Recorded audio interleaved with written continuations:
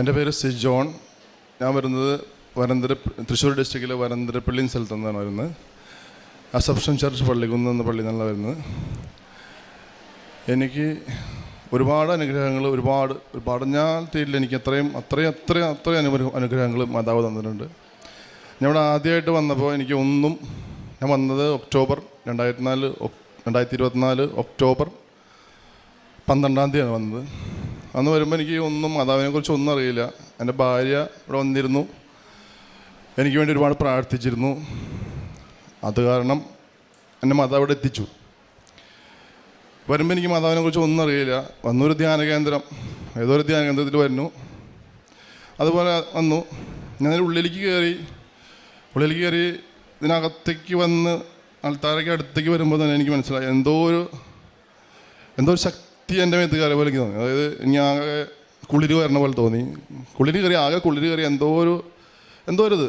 ഞാൻ വന്ന് പ്രാർത്ഥിച്ചു. അവിടെ എത്രയേ ഉള്ളൂ. വന്ന് പ്രാർത്ഥിച്ചു, തിരിച്ചുപോയി. അവിടെ വീട്ടിൽ ചെന്നു. പിന്നെ അച്ഛൻ്റെ വീഡിയോകളൊക്കെ കണ്ടു. വീഡിയോകളുള്ള പറയുന്നത് ഞാൻ ഇവിടെ ഇങ്ങനെ മാതാവ് പ്രത്യക്ഷപ്പെട്ട സ്ഥലമാണെന്ന് എനിക്കറിയണേ. അപ്പോൾ എനിക്ക് മനസ്സിലായി എനിക്ക് എന്തോ ഇതൊക്കെ ഉണ്ട് എന്നൊക്കെ മനസ്സിലായി. പിന്നെ വന്നു ഒക്ടോബർ 28 വന്നു. ഉടമ്പടി എടുത്ത് ഞങ്ങൾ തിരിച്ചുപോയി. അപ്പോൾ ഒരു 7 വർഷമായിട്ട്, ചുരുങ്ങിയത് ഒരു 7 വർഷമായിട്ട് ഞങ്ങളിപ്പോൾ വരന്തരപ്പള്ളിയിലല്ല താമസിക്കുന്നത്. ഞങ്ങളിങ്ങനെ ഓടി നടക്കുകയാണ്. ഞാൻ ഒരുപാട് കേസുകളിൽ പ്രതിയാണ്. അങ്ങനെ എനിക്ക് സമാധാനം എന്ന് പറഞ്ഞ സംഭവം ഈ 7 വർഷമായിട്ട് ഉണ്ടായിട്ടില്ല. ഈ ഉടമ്പടി എടുത്തതിന് ശേഷം ഞാനൊരു 23 വർഷമായി മദ്യപാനം എന്ന് പറഞ്ഞു കഴിഞ്ഞാൽ മദ്യം കുടിക്കല്ല, അതിൽ കുളിക്കായിരുന്നു. പിന്നെ മദ്യപാനം എന്തൊക്കെ ലഹരി ഉണ്ടോ അതൊക്കെ ആ കൂട്ടുകെട്ടിൽ പെട്ട് ഉപയോഗിച്ചിട്ടുണ്ട്. ഇതൊക്കെ ഒറ്റയടിക്ക് ഈ ഉടമ്പടി എടുത്ത അന്ന് മുതൽ 28 മുതൽ ഒറ്റയടിക്ക് നിർത്തി. ഇതുവരെ ഈ സമയം വരെ ഇത് ഉപയോഗിക്കണമെന്ന് തോന്നി അല്ല, ഒന്നും ഉണ്ടായിട്ടില്ല.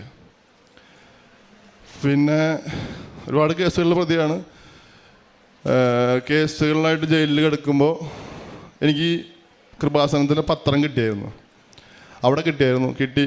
ഞാനതെടുത്ത് അതിൽ ഫോട്ടോ വെട്ടിയെടുത്ത് പ്രാർത്ഥിക്കുമായിരുന്നു. പിന്നെ തിരിച്ചു വന്നു. അത് കഴിഞ്ഞ് അത് ഉപേക്ഷിച്ചു.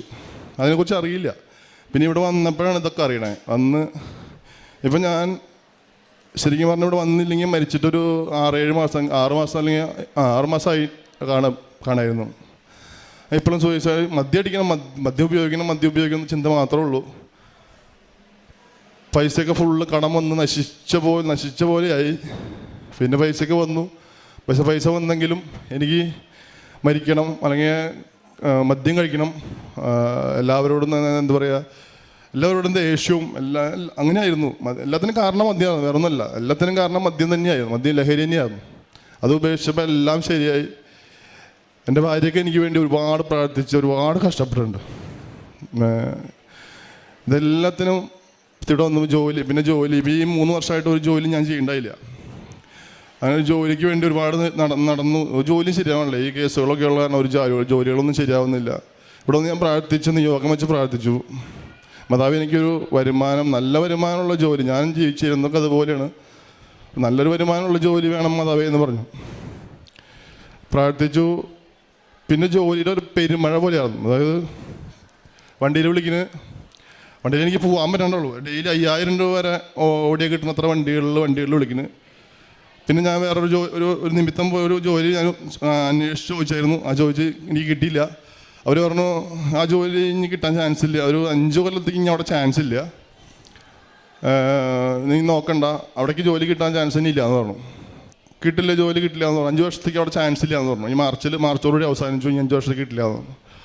ഈ ഉടമ്പടി എടുത്ത് 2 മാസം കഴിഞ്ഞപ്പോൾ നമ്മൾ കുറേ പോസ്റ്റ് അന്വേഷിച്ചതാണ്, പക്ഷെ കിട്ടാണ്ടായി. ഈ ഉടമ്പടി എടുത്ത് 2 മാസം കഴിഞ്ഞപ്പോൾ അവരിങ്ങോട്ട് വിളിച്ചു. ആ ജോലി നിങ്ങൾക്ക് ഒരു ഒഴിവ് എടുക്കുന്നുണ്ട്. ഒരാൾ വന്നിരുന്ന അയാൾ ഒഴിഞ്ഞു പോയി. അതറിയില്ല, എന്ത് സംഭവിച്ചതെന്നറിയില്ല, ഒഴിഞ്ഞു പോയി എന്ന് പറഞ്ഞു. ചെല്ലാൻ പറഞ്ഞു. ചെന്ന് ആ മാർച്ചിൽ എല്ലാ പരിപാടിയും എൻ്റെ കഴിഞ്ഞായിരുന്നു. എല്ലാം കഴിഞ്ഞു. മാർച്ചിൽ ആ മാർച്ചിൽ ഞാൻ കയറിയെന്ന് പറഞ്ഞ് അതുപോലെ അങ്ങനെ അത് 2 മാസം ഇപ്പോൾ 1.5 മാസം മുന്നേ ഞാൻ കയറിയെന്ന് പറഞ്ഞ് പേപ്പർ ഭാഗമൊക്കെ ഓക്കെ ആക്കി അവരെന്നെ പറയണത് ഇത് എങ്ങനെ സംഭവിക്കണമെന്ന് അവർക്ക് തന്നെ ഒരു ഐഡിയ ഇല്ലാന്ന് പറഞ്ഞു. അവിടുത്തെ പേപ്പർ ഭാഗങ്ങളൊക്കെ ഇവിടെ അത്രയും ഫാസ്റ്റായിട്ട് പേപ്പർ ഭാഗങ്ങൾ നീങ്ങണു. ആ ജോലി എനിക്ക് കിട്ടി. തിങ്കളാഴ്ച മുതൽ ഞാൻ ജോലിക്ക് കയറാണ്. മാതാവിനും ഈശോയ്ക്കും 1000 നന്ദി എന്ന് പറഞ്ഞാൽ ഞാൻ പറഞ്ഞറിയിക്കാൻ പറ്റണില്ല. എനിക്ക് അത്രയാണ് മാതാവിൻ്റെ ശക്തി എന്ന് പറഞ്ഞു കഴിഞ്ഞാൽ. അത്ര ശക്തിയാണ് എനിക്ക് അനുഭവം. അതായത് ഞാൻ അനുഭവസ്ഥനാണ്. എനിക്ക് എൻ്റെ കൂടെ, അതായത് എനിക്ക് ഫീലിംഗ് ഉണ്ട്, അതായത് എൻ്റെ കൂടെ ഉണ്ടെന്ന്. ഞാൻ എവിടെ ചെന്നാലും ഇപ്പം എന്താവശ്യത്തിന് വണ്ടിയായാലും എന്തായാലും ഞാൻ എവിടെ ചെന്നാലും എന്ത് ചെറിയ ബുദ്ധിമുട്ടിൽ നിന്നാലും അവിടെ എൻ്റെ കൂടെ ആൾ, അതായത് ആരെങ്കിലും ഒരാളവിടെ എനിക്ക് വേണ്ടി അവിടെ ഒരാളുണ്ടാവും. അത്രയാണ്. പിന്നെ കാരുണ്യ പ്രവർത്തികൾ ഞാൻ വയസ്സായിട്ട് കിടക്കുന്ന ആൾക്കാരെയും അല്ലെങ്കിൽ രോഗികളായിട്ട് തളർന്നു കിടന്ന ആൾക്കാരെയും പോയി കണ്ട് അവരുടെ അടുത്ത് സംസാരിച്ചിരിക്കുക, അവർക്ക് വേണ്ടത് എന്താ വെച്ചാൽ കൊടുക്കുക. പിന്നെ ഡയാലിസിനൊക്കെ പൈസ നമ്മളെ കൊണ്ട് സഹായിക്കണം, നമ്മളെ കൊണ്ട് പറ്റണ പോലെ പൈസ കൊടുക്കുക അങ്ങനെയൊക്കെ ചെയ്യുന്നുണ്ട്. ഇനിയും കൂടുതൽ ഒരുപാട് കാര്യങ്ങൾ ചെയ്യുന്ന ഒരുപാട് ആഗ്രഹങ്ങളുണ്ട്. മനസ്സിലൊക്കെ ഒരുപാട് പ്ലാനൊക്കെ വെച്ചിട്ടുണ്ട്. അതൊക്കെ നടക്കാൻ നിങ്ങളും എനിക്ക് വേണ്ടി പ്രാർത്ഥിക്കണം. എന്നെ പോലുള്ള ഒരുപാട് മക്കളുണ്ട്, അവരും നന്നാവാൻ വേണ്ടി പ്രാർത്ഥിക്കുക. നിങ്ങളെല്ലാവരും നിങ്ങളുടെ പ്രാർത്ഥനയും മാതാവാണ് എല്ലാം. പവർഫുൾ മാതാവ്. ഈശോയെ നന്ദി. ഈശോയെ സ്തോത്രം. ശക്തനും ധീരനുമായിരിക്കുക.